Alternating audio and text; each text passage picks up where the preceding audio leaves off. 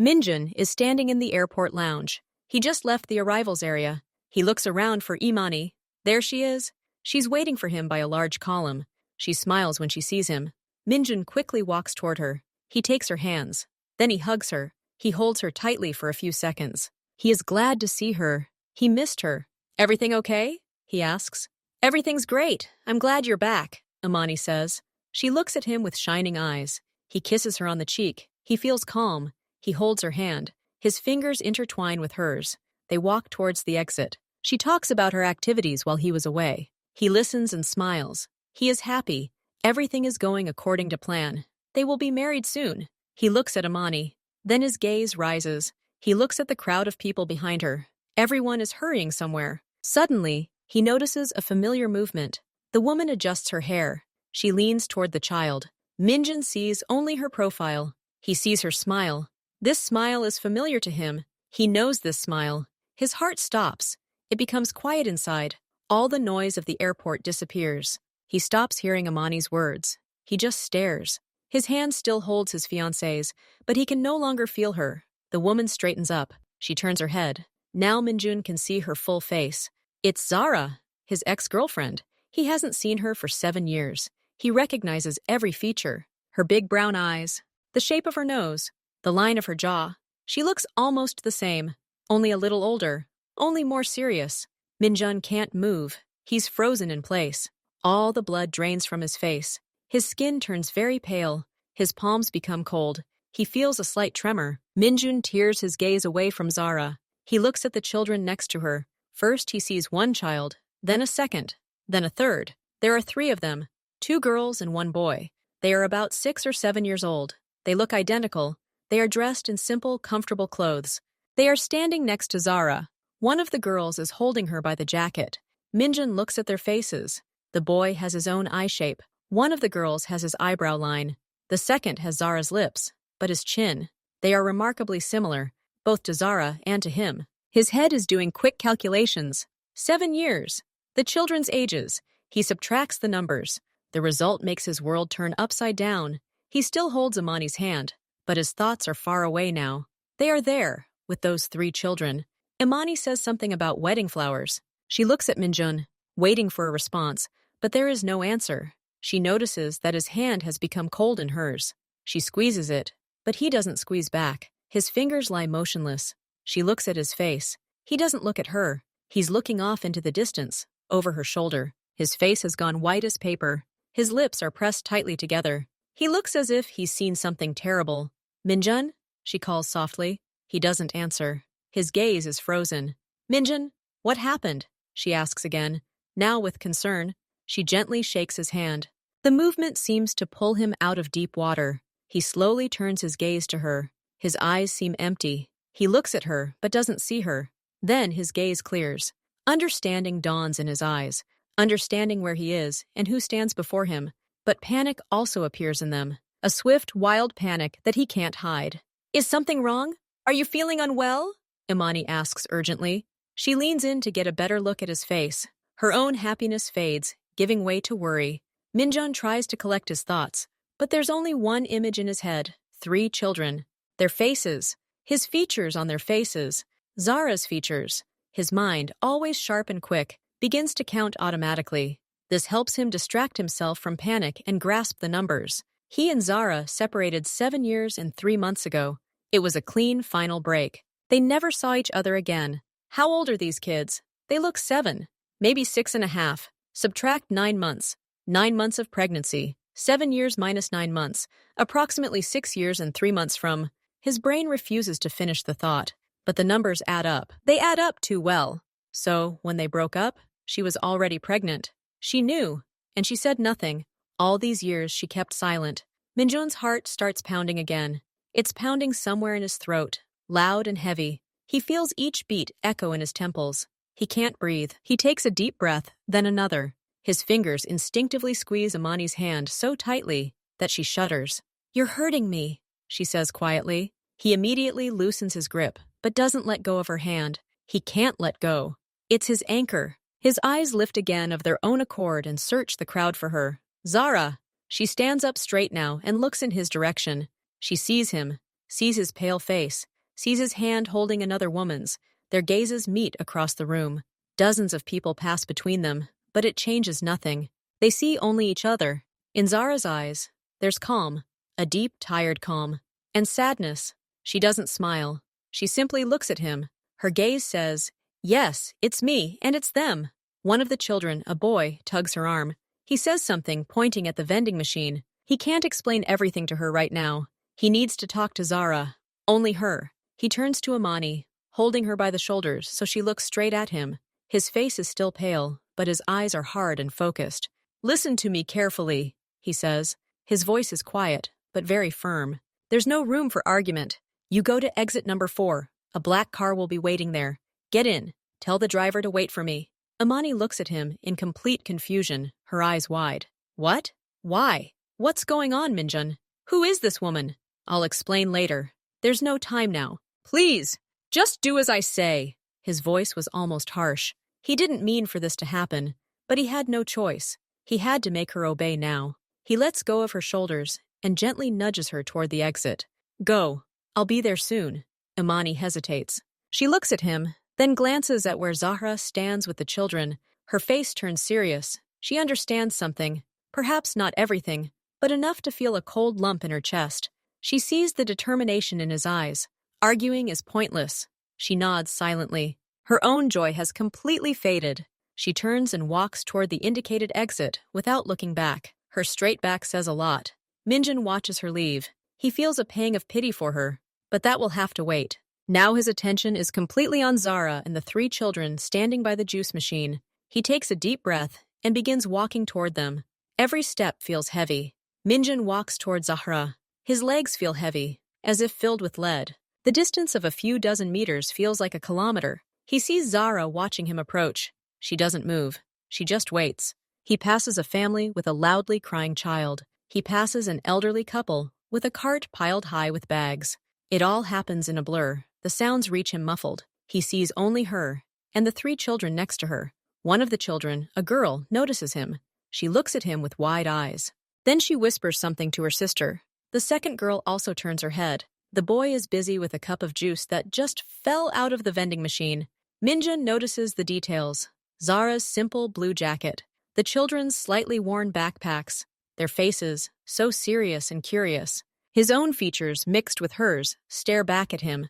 It makes his stomach clench. He stops 2 steps away from them. Now he sees everything, the fine wrinkles around Zara's eyes that weren't there 7 years ago, the slight weariness in her posture, the calm firmness in her gaze. They stand facing each other. 7 years of silence hangs between them like a heavy weight. He doesn't know what to say first. Hello seems empty and meaningless. How are you? Is completely inappropriate. He simply looks at her. Then his gaze shifts back to the children. The children look at him. They have stopped whispering. Now all 3 are looking at him intently. Malnik has stopped drinking his juice. The silence stretches, but it's not a quiet silence. It's filled with unspoken questions. It hums in Minjun's ears, louder than any airport noise. In this silence, he can hear his own heartbeat. He hears a distant voice on the loudspeaker announcing the flight. He hears one of the girls shift from foot to foot. Zara doesn't rush to speak. She lets the silence be. It's as if she's giving him time to process what he's seeing, giving him time to accept the fact of their existence. She looks at his face, at his expensive suit, at his utter confusion, which he can't hide. Minjun finally finds the strength to speak. He doesn't ask how she is. He doesn't ask what she's doing here. The one question that burns inside him bursts out. His voice is quiet, hoarse, almost a whisper. He's afraid to say it out loud. "Are these mine?" He says these 3 words, looking directly at Zara. He doesn't look at the children at this moment. He needs to see her reaction. He needs to see the truth in her eyes before he hears it in her words. He already knows the answer. He's done the math. He's seen their faces, but he needs to hear it from her. He needs her to confirm what has already turned his world upside down. He freezes, waiting. Every second of waiting seems endless. Zara doesn't lower her gaze. She looks at him directly. There's no anger in her eyes. No reproach. He's a father. He has 3 children. For 7 years, he knew nothing. His knees buckle slightly. He takes a small step to regain his balance. Fragments of thoughts flash through his head. 7 years. 3? Why? How? He looks at the children again. but this time not as strangers, but as his own. His blood, his responsibility, his enormous, unknown mistake. The next question comes naturally. It bursts from his chest with his exhalation. His voice is a mixture of pain, anger, and utter incomprehension. Why? Why didn't you say anything? He can't come to terms with it. How could they hide something like that? How could they deprive him of that? Deprive them of their father?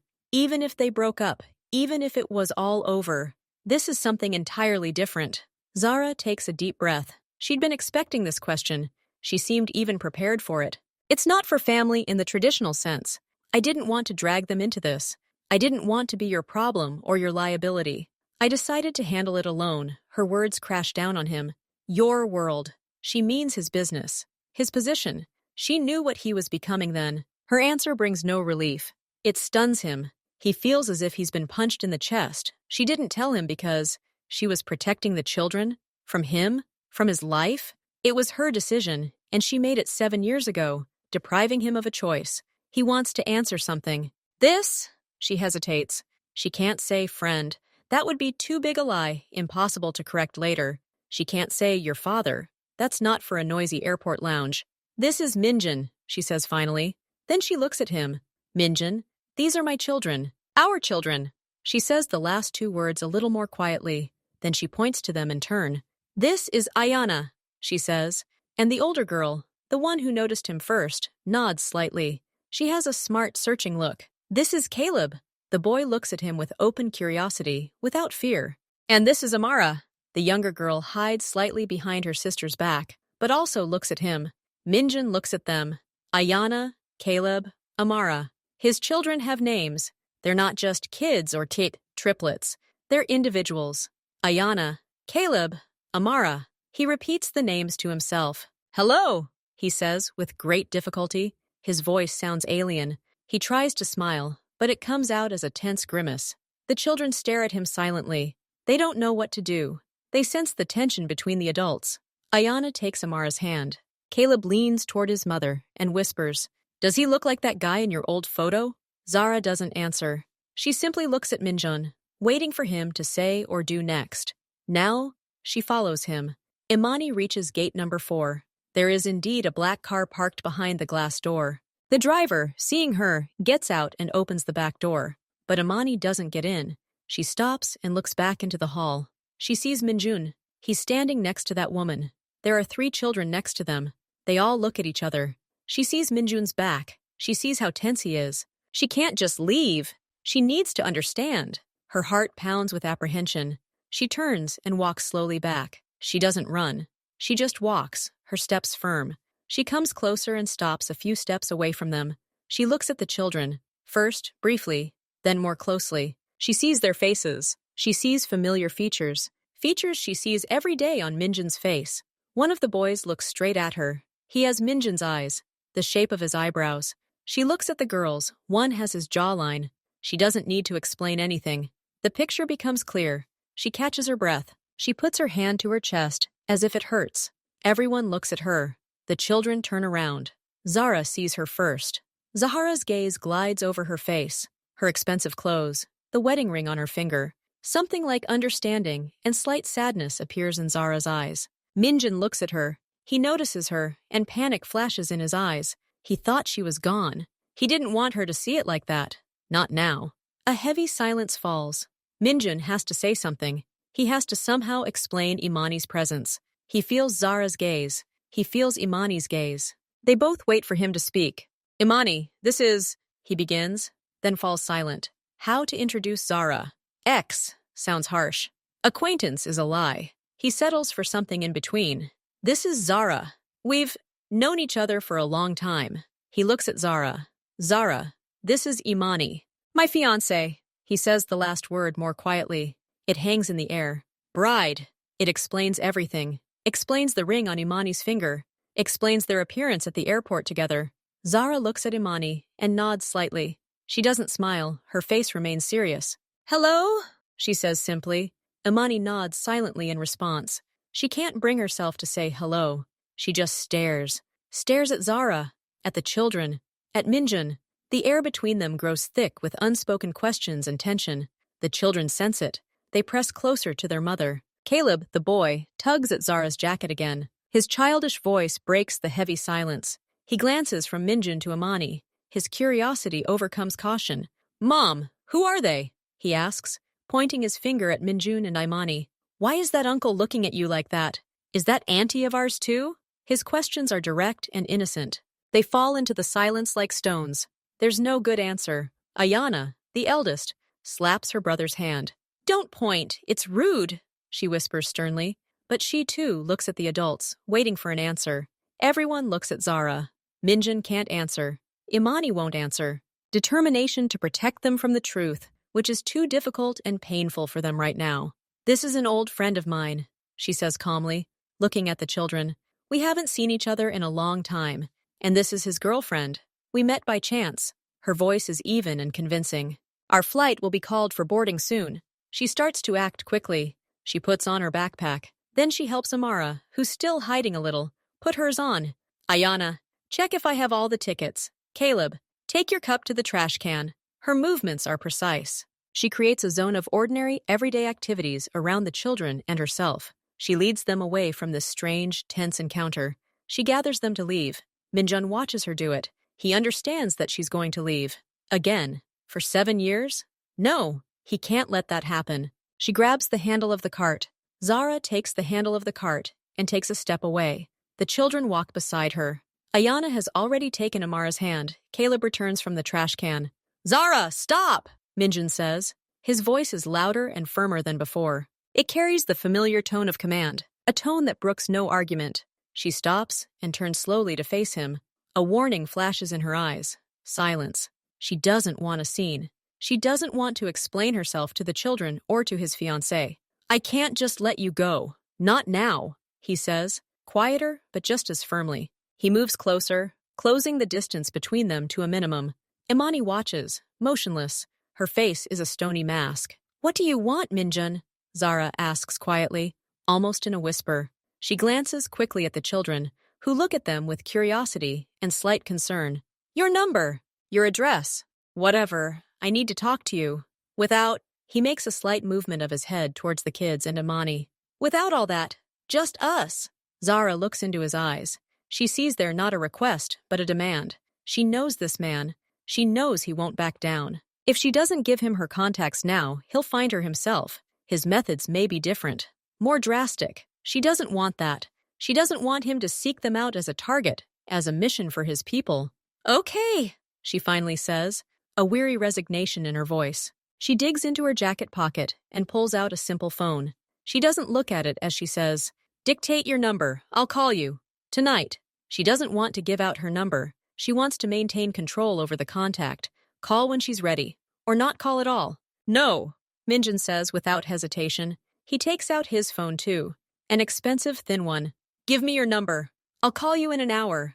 To make sure it's your real number." He doesn't trust her. He can't let her disappear again. He needs a direct line of communication. He hands her his phone, opening the app to create a new contact. Zahra freezes for a second. She wants to refuse, but then she looks at the children.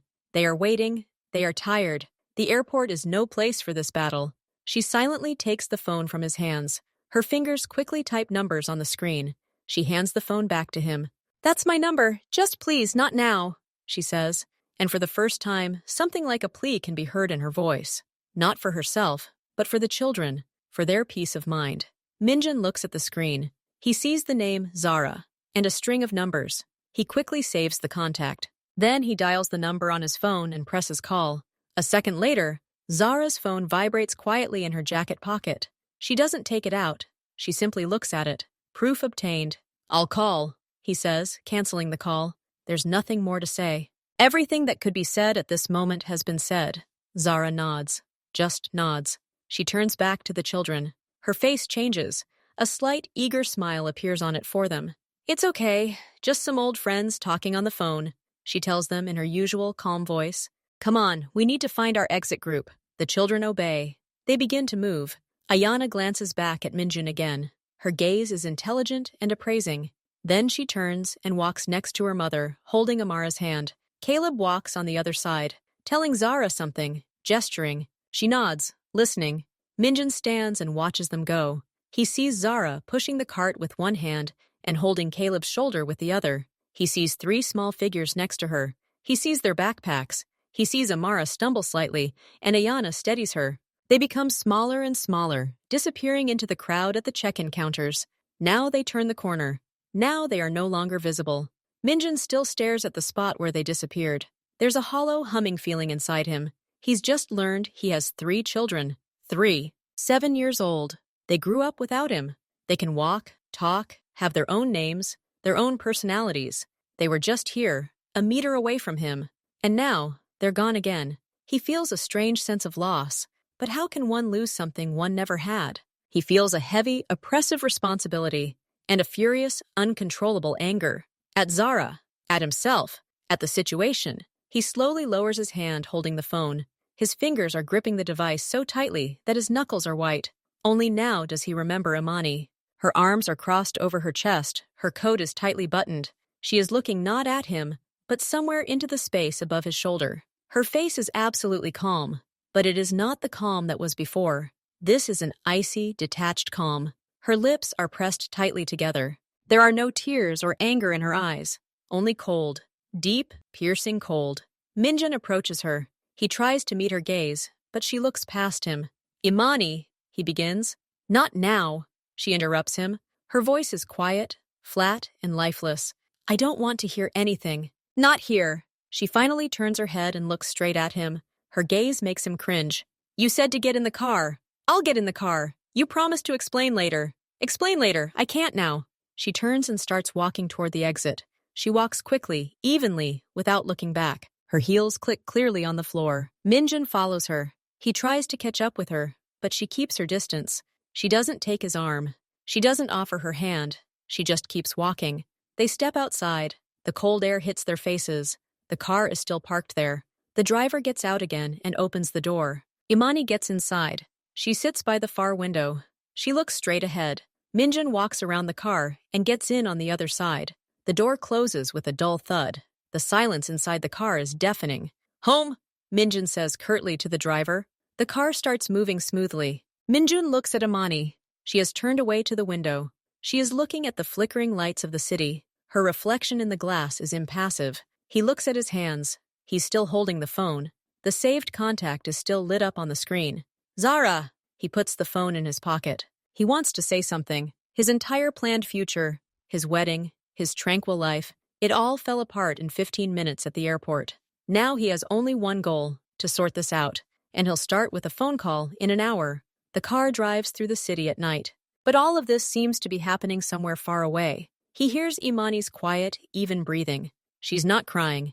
She's just breathing.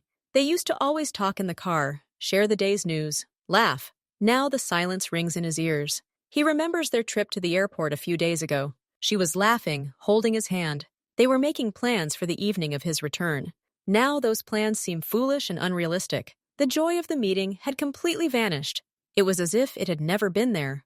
Only the cold remained. The cold from Imani's gaze. The cold from the realization of what had happened. He wants to break the silence, to say something, but the words won't come. Any words will be wrong. Any phrase will seem weak or false. The driver is silent too. He's looking at the road. He's a professional. He understands that something serious is happening. He doesn't turn on music. He doesn't try to talk. He just drives. Minjin glances at the clock on the dashboard. It's been 20 minutes since they left the airport. Another 40 minutes to get home. It feels like an eternity. The silence lasts for another 10 minutes. Then Imani finally turns her head away from the window. She doesn't look at Minjin. She stares into the space between them. Imani asks. Her voice is quiet but clear. There's no hysteria in it, only weariness and the need to know the truth. Minjin exhales slowly. He knew this question would come. He'd been preparing for it this whole time in silence. Her name is Zara, he says just as quietly. We were together, a long time ago, more than 7 years ago. He pauses. He waits to see if she says anything, but she remains silent. She waits for her to continue. We broke up. It was my fault. I became a different person. I was on my way to where I am now. She didn't want to be a part of it. I thought she was just gone from my life forever. He falls silent again. The hardest part is yet to come. What about the kids? Asks Imani. Just 2 words. But they mean everything. Minjin closes his eyes for a second. Then he opens them and looks straight ahead. They're mine, he says simply. 3. Triplets. They're 7 years old. I didn't know about them. I didn't know anything. She didn't tell me. He says it all in one even tone, like a report. He doesn't make excuses. He doesn't apologize. He simply states the facts. It's easier that way. It hurts less, although that doesn't make the pain any less. You didn't know? Imani repeats. Her voice is flat, without intonation. It's not a question. It's a statement. No, Minjin says. I saw them for the first time today. I calculated everything in my head. The dates match. She confirmed it. He finally turns to her. He wants her to see the truth in his eyes. I gave you my word that I would never lie to you. I'm not lying now. I found out about it the same moment you did. Imani turns back to the window. She says nothing. She simply watches the lights flicker past the glass. The car headlights merge into long, glowing streaks. The storefronts float past, bright and indifferent. Minjin sees her reflection in the glass. Her face is motionless. Her eyes are wide open. She's not crying. She's just looking. A minute passes. 2. He thinks she won't talk anymore, that this conversation is over. But then she starts talking, slowly, quietly, as if to herself. 7 years, she says. 3 children. You say you didn't know. She pauses.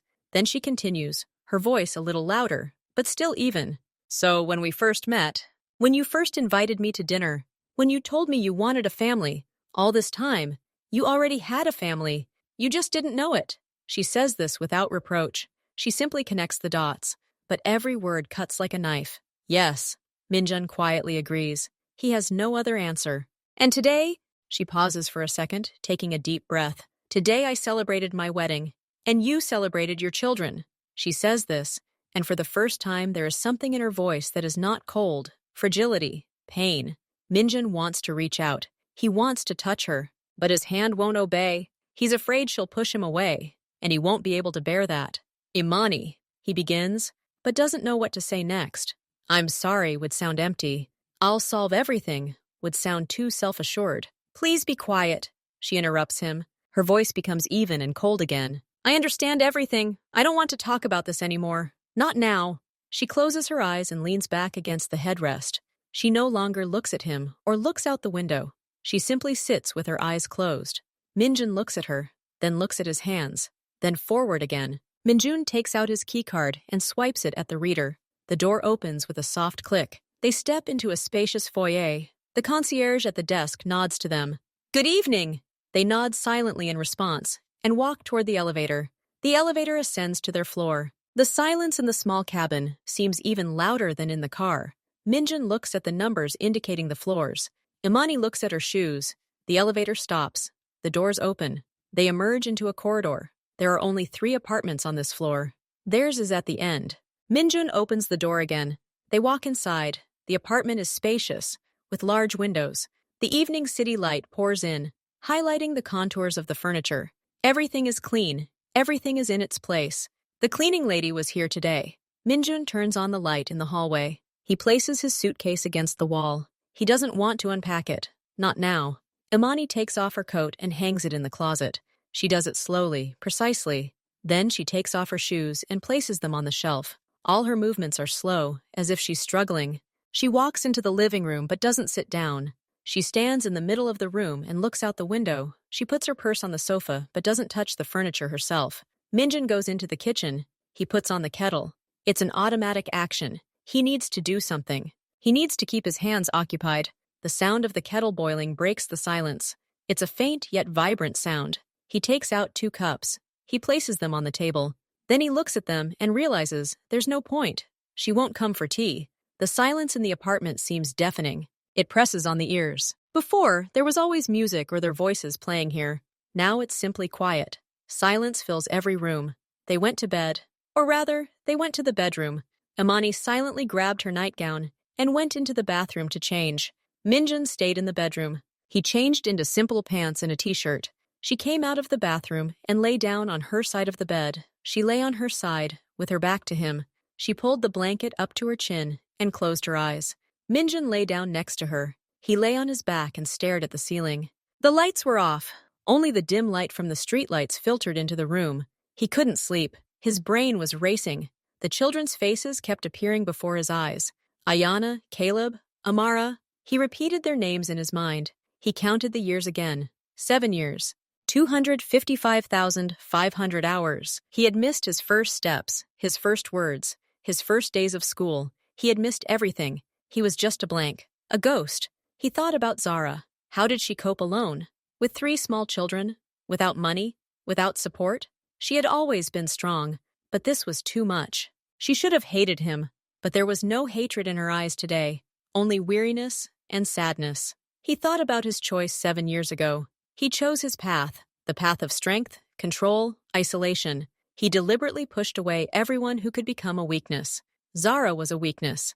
Love was a weakness, and he let her go. He thought he was doing both of them the best. He was stupid. He was blind. He built his empire on sand, and today that sand has disappeared from under his feet. He rolled onto his side and looked at Imani's back. She lay motionless. But he knew she wasn't sleeping. He saw her shoulder tense slightly as he turned. He wanted to put his hand on her shoulder. He wanted to apologize, but the words stuck in his throat. Any touch now would be a violation of her boundaries. She said she needed time. He had to give her that time, even if it was unbearable. He rolled over onto his back again and stared into the darkness until morning. Early morning light filtered through the curtains. Minjun was the first to rise. He'd slept for maybe an hour or two. He felt a heaviness in his body. His head was heavy. His eyes were burning. He went into the bathroom and washed his face with cold water. He looked at his reflection in the mirror. He looked old and haggard, dark circles under his eyes, tense jaw muscles. He dressed in simple sweatpants and a sweater. He went into the kitchen. He began making breakfast. Automatically, he sliced bread. He got out butter and cheese. He set the frying pan to fry the eggs. His movements were precise, but soulless. Imani emerged from the bedroom. She was already dressed, wearing simple dark trousers and a blouse. Her hair was neatly pulled back. Her face was fresh, but her eyes were as cold as yesterday. She sat down at the table. Minjun placed a plate of scrambled eggs and toast in front of her. He placed a cup of tea on it. She nodded silently. She picked up a fork, but simply picked at the food on her plate. She didn't eat. She sipped her tea. They ate breakfast in complete silence. The sound of a knife on a plate seemed deafeningly loud. Minjun also barely ate. The food was tasteless. When the cups were empty, Imani pushed her plate away. She looked at him, her gaze direct and clear. "I need time, Minjun," she said quietly. "I can't be here now. I'm going to my parents' place. For a few days." Minjun nodded. He had expected this. He couldn't hold her back. "Okay," he said. "I understand. We won't call each other," she continued. "I need to think. About everything. About us. About what happened. About what will happen." Her voice didn't waver. She spoke calmly, but there was finality in her words. "I have to get to the bottom of this situation," Minjun said. "I have to do it." "I know," Imani replied. "It's your responsibility. I don't have the energy to think about it right now. I'm sorry." She got up from the table. She went to the bedroom. 10 minutes later, she emerged with a small bag. She took only the bare essentials. She walked up to the front door. She stopped. Without turning around, she said, "When you figure it out, if you want to talk, you know where to find me." She walked out. The door closed behind her with a soft click. Minjun sat at the kitchen table. He looked at her untouched plate, at the cup with the remains of her tea. The apartment was empty again, but this time the emptiness was complete. Minjun sat motionless for several minutes. Then he took a deep breath and shook off his numbness. He stood up and cleared the table. He washed the plates. He wiped the table. All his actions were slow but purposeful. Then he went into his office. The room was furnished with simple, expensive furniture. A large desk at which he worked. Bookcases. Everything in perfect order. He sat down at the table. He took out his phone. He found the number not in his address book, but in his memory. The number of the man he trusted most. His right-hand man. A man named Jinsuk. He dialed the number. The ring only rang once. "Yes, boss," the voice on the other end of the line answered. The voice was calm, emotionless. Jinseok was always available. "I need information," Minjun said without preamble. His voice was firm and businesslike again. "A woman, Zara. You have her birth date and other information in old files. We need to find everything about her for the last 7 years. Where she lived, where she worked." Quickly and quietly. There was a moment of silence on the other end of the line. Jinseok was processing the information. Children, 7 years old. That explained a lot. Understood, Jinseok said. It will be done. What are the priorities? The most important thing is their current location, where they live now. Wheelchairs? From the airport yesterday. The rest is secondary, but also necessary. Report within 24 hours. Yes, 24 hours, Jinseok confirmed. No unnecessary questions, just business. And Jinseok, Minjun paused for a second. That's personal, not for discussion. He was gathering information. He was taking control of the situation. It was what he did best. And now it was more important than ever. The information started coming in 20 hours later. Not 24, as Minjun had requested. Jinseok worked quickly. It was a brief report. The main facts. Minjun sat in his office. He put everything else aside. He was waiting only for this. He opened the file and began reading. Zara left the city a month after their final breakup. She returned to her mother in another, smaller city. 5 months later, the children were born. The birth was difficult. The children were born prematurely. They spent their first month of life in the hospital. Minjun paused. He looked at the children's birth dates. He subtracted 9 months. Yes, it happened in their last weeks together. He closed his eyes for a second. Then he began reading again. For the first 3 years, Zara lived with her mother and the children. Her mother helped as best she could. Then her mother died. It was heart failure. Zara was left alone with 3 3-year-old children. She got a job. First, in a small store. Then, when the children went to kindergarten, she was able to find a better job. She worked as an office assistant. The salary was small, but it was enough for her. The kids started school last year. They're all in the same class. They have good grades, especially Ayana. Caleb has behavioral issues. He's overactive. Amara quiet, reads a lot. They live in a small 2-room apartment in the same city. The neighborhood is not wealthy, but it's quiet. Rent is sometimes late, but not for long. Yesterday, they flew to the city to visit Zahra's only aunt, her mother's sister. The aunt is ill. They plan to stay for a week. Minjun read on. There were photographs attached. A small school building. Their home. Shots taken from a distance. Zara walking the children to school. She buying groceries at the store. The photographs were clear. The children were laughing. In one picture, Caleb was carrying a school backpack with a dragon drawn on it. Minjun stared at these photographs for a long time. He enlarged them, examining their faces. He saw that the children were dressed simply but neatly. The backpacks were worn but clean. He saw the weariness on Zara's face, but he also saw her smile when she looked at the children. The documents arrived. Copies of their birth certificates. The father field was blank. Minjun saw their full names. Ayana Marie, Caleb J., Amara Sophie. Middle name not specified. The medical records arrived. Caleb had an appendectomy at age 5. Ayana has minor vision problems and wears reading glasses. Amara is allergic to pollen. Minjun studied every detail. He read the reports from school. The teacher wrote that Ayana was very responsible and helped other children. That Caleb needed more discipline, but he was a kind boy. That Amara, she is shy, but she has a rich imagination. He read it all in an hour. Then he read it again. He memorized the address, the school number, the names of the doctors who had seen them. He formed a picture of their lives in his head, a life that had gone on without him for 7 years. He put the tablet down.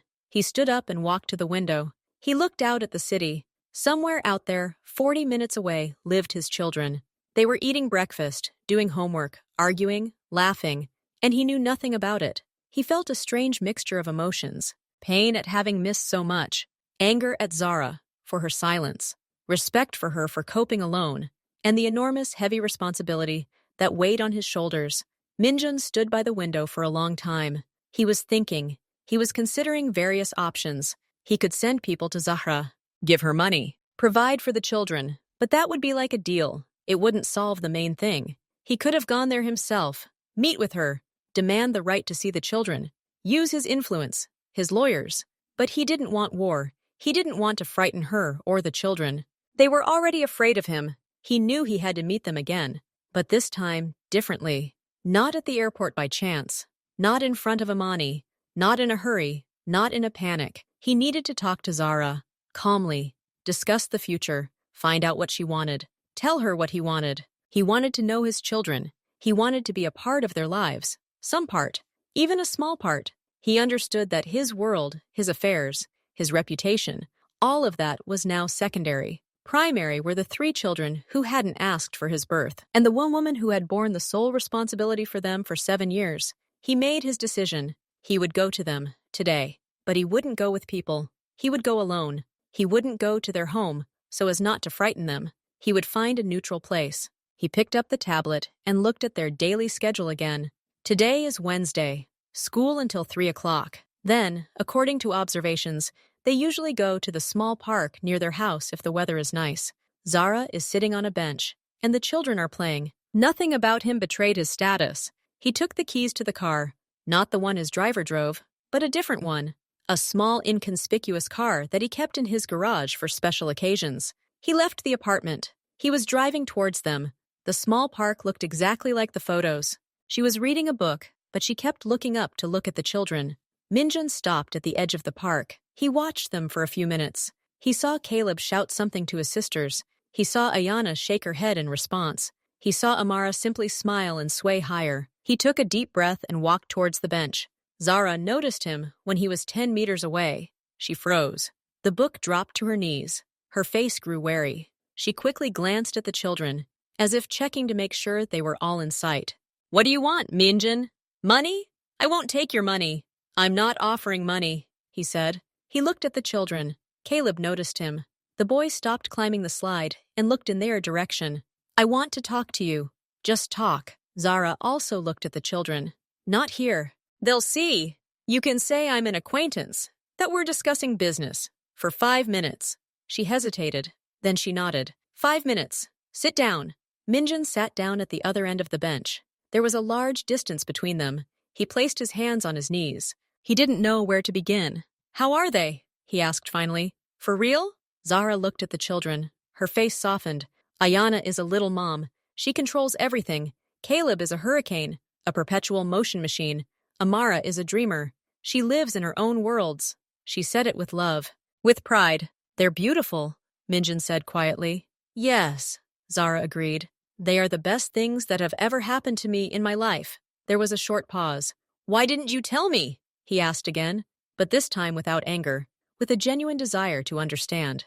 Zara was silent for a long time. She stared into the distance. "When I found out, you were already a different person, Minjun. You talked about business, about power, about duty to the organization. I saw where you were going. It was a path without family, without weaknesses. I didn't want to be your weakness. I didn't want children to be your weakness or your obligation. I thought I'd give them a normal life, a peaceful one, without your world. You decided for me," he said. "Yes," she admitted.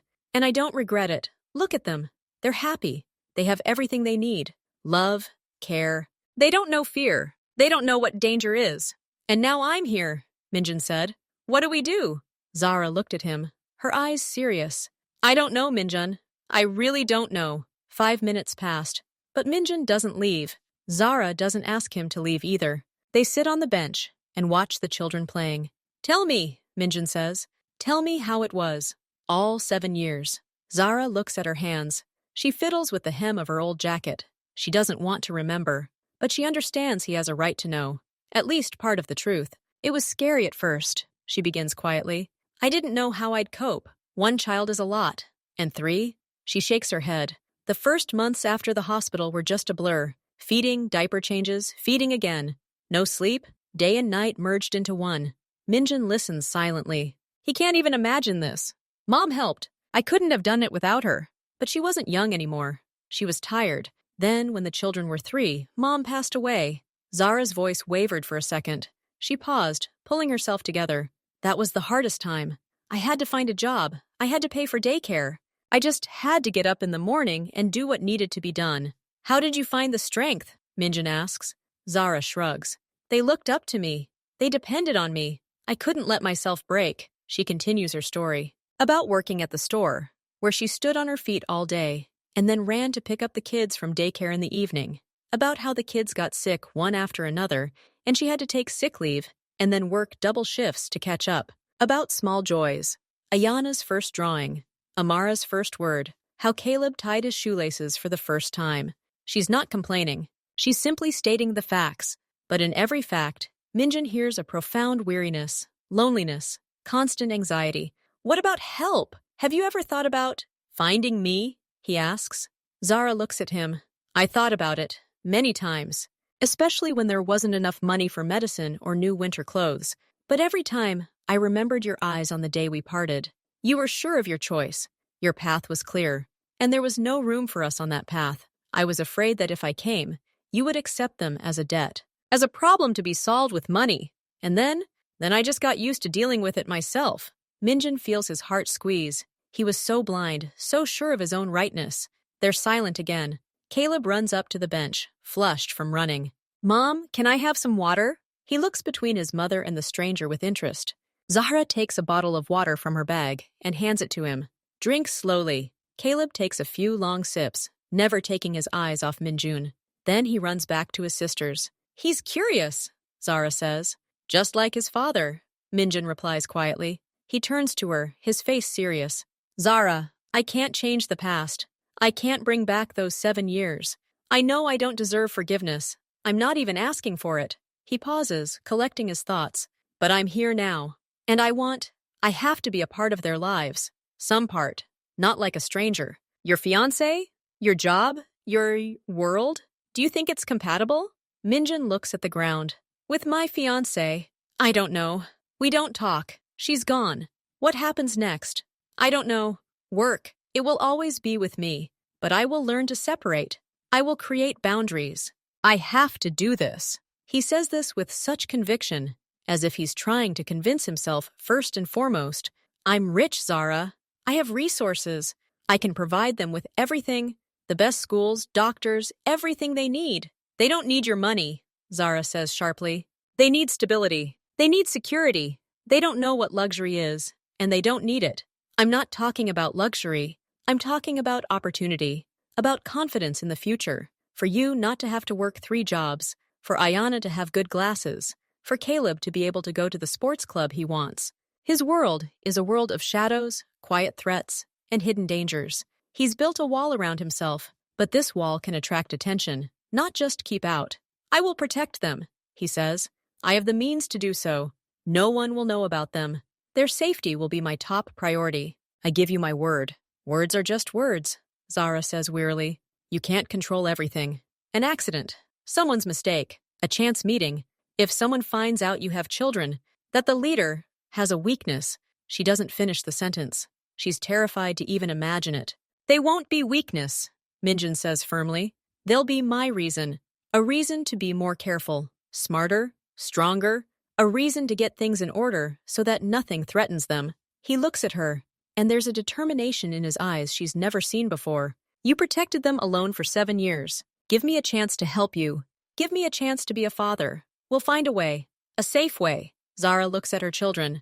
Ayana now looks their way too. The girl understands something. She calls Amara and Caleb over. The 3 of them stand and look at the adults on the bench. They're already asking questions, Zara says. Ayana asked me last night, Mom, is that man at the airport our dad? She's smart. She sees everything. What did you say? I said we'd talk about it later. But later is now, Minjun. They need an answer. And I need to decide what I'm going to say. Minjun nods. He understands that he's standing on the edge. Everything depends on her decision now. He can't pressure. He can't threaten. He can only ask and hope. Let's start small, he suggests. Let me come to this park. When you're here with them, we can just sit. They can get used to me. We'll talk about neutral things, about school, about books, about the weather. No sudden movements, no confessions, just presence. Zara looks at him for a long moment. She sees in his eyes not only demand, but also pain and genuine desire. She's been making decisions alone for 7 years. Maybe it's time to share this burden, at least a little.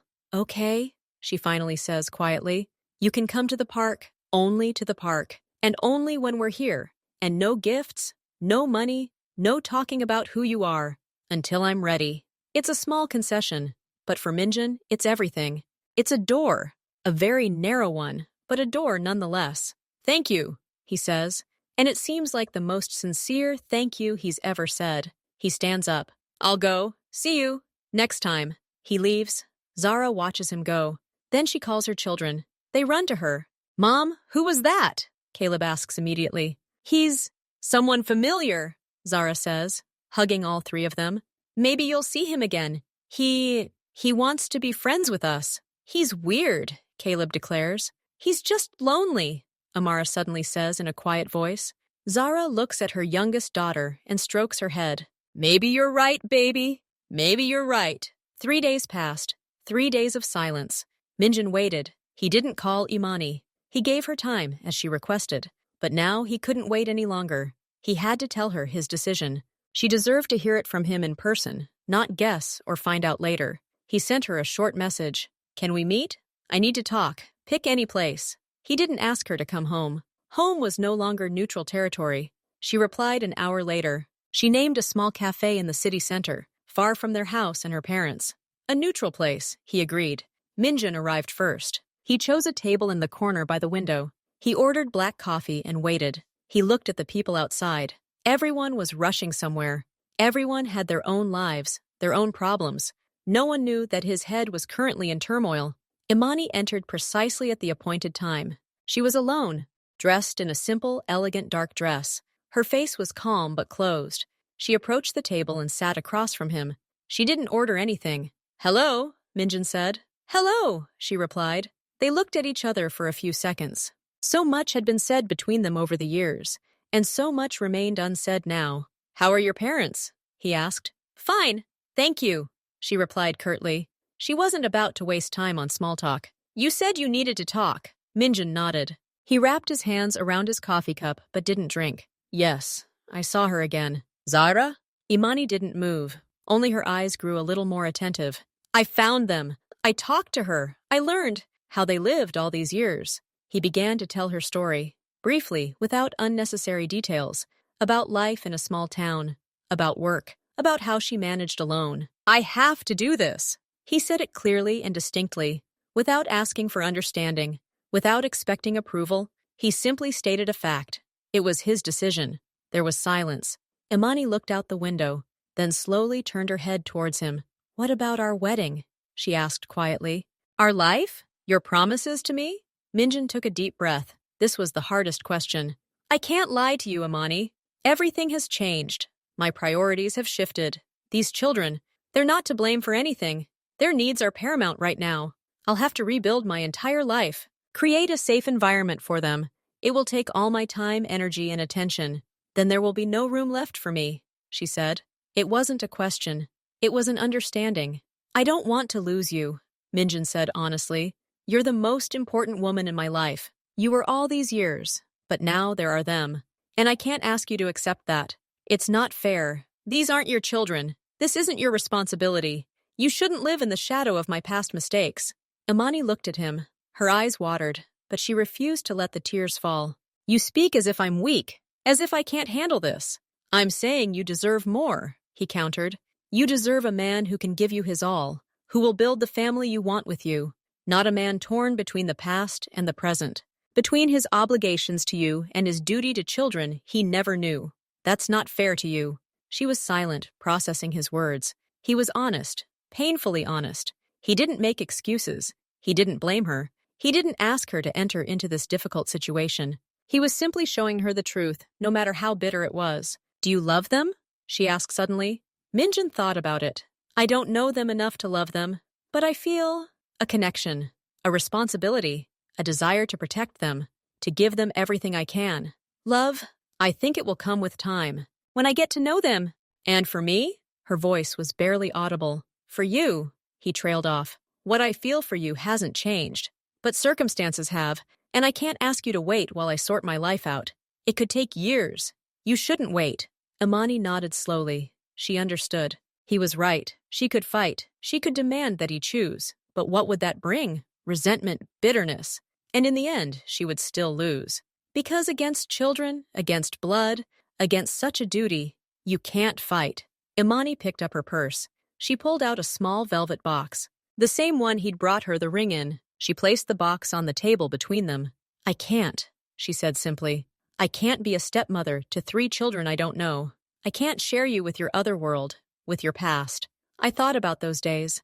I imagined us trying, but in every picture there were them, and your concern, and fear. I don't want to live like this. Minjin looked at the box. His heart sank, but he wasn't surprised. He knew it was possible. He'd almost expected it. I understand, he said quietly. And I don't blame you. Not one bit. I'm not mad at you, Imani said, her voice wavering for the first time. I'm mad at the situation, at how things turned out. We could have been happy. We were happy. Yes, he agreed.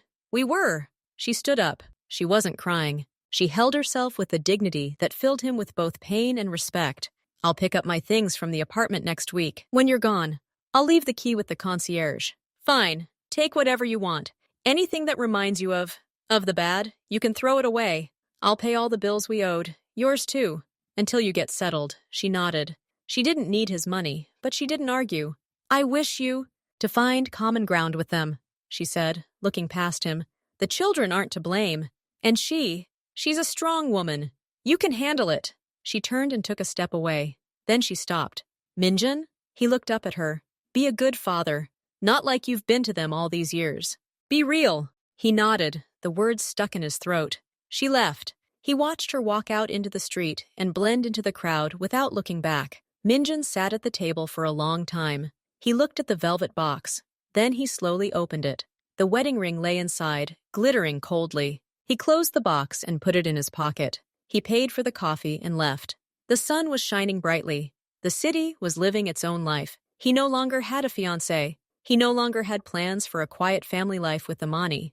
But he had something else. An obligation. A duty. A chance. He took out his phone. He found Zara's number. He wrote a message. Short and simple. I am free from my previous commitments. I am ready to move forward carefully, as agreed. When will you be at the park? He sent the message and walked to his car. He didn't feel relief. He felt a heavy, adult determination. The door to his old life had closed. Now there was only one road ahead of him, the road to them, to Ayana, Caleb, and Amara, and to Zara, with whom he would have to build a new, complex, but necessary relationship. His life changed forever. And Imani's life, too, and the lives of the children playing in the park, unaware that their world would never be the same. It all began with an unexpected encounter at the airport. And it ended. No, it's not the end. It's just the beginning of a completely different story.